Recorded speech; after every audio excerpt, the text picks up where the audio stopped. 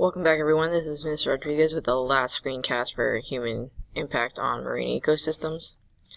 So, talking about conservation efforts and things like that, we're jumping now into introduced species, which is any organism that was brought to an ecosystem as a result of human actions. For the best example of a marine ecosystem having an introduced species would be lionfish. Lionfish were not originally in Florida.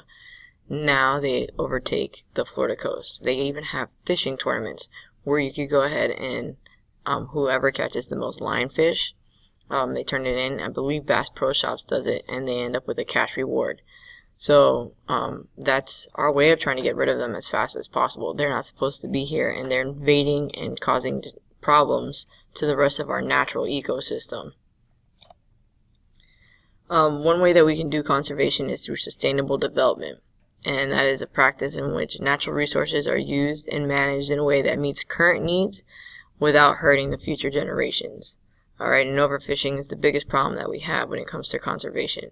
And throughout all three of these screencasts, you have heard me say over and over again that yes, humans are impacting these ecosystems, but at the same time it's coming full circle and it's impacting us directly. Whether or not we want to realize it or not. Everyone's biggest thing is, oh, well, it doesn't affect me right now. No, it does affect you right now.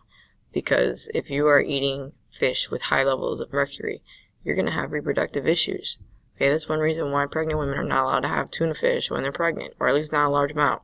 Okay, everything is directly impacting us now in our generation. So don't ever let anyone think that it's not.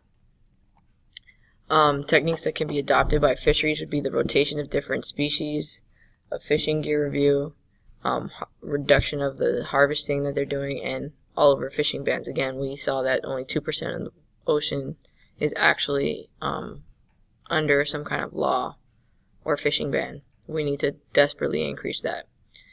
Conservation for one species can protect the entire habitat, and that is one reason why the Endangered Species Act was enabled. The Endangered Species Act is designed to protect individual species that are near extinction by establishing protection for the organism and its environment. Alright, that makes it an umbrella species.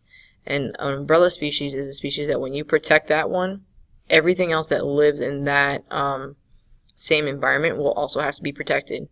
And simply because if I've got to protect this one and everywhere that it's living in, then, you know, by consequence, everything else that lives in the same area is also going to be under protection, because you can't damage anything in their environment, otherwise you are violating the Endangered Species Act. And that is one reason why manatees are now no longer considered endangered species, and that is something that just happened this year. Okay, actually within the last month or so, they were officially declared to be non-endangered anymore, and that is greatly due to the Endangered Species Act that we have in place for them. And they were the umbrella species for all of those animals that lived in their environments. So there are many factors that are taken into account when trying to protect a species, especially one like the Florida manatee. So that again concludes the three-part screencast for human impact on marine ecosystems and marine resources. So if you have any questions or if you ever need to review anything, you can go ahead and review these screencasts. You can go ahead and review screencast parts 1 and 2 for any other questions or any other kind of clarification.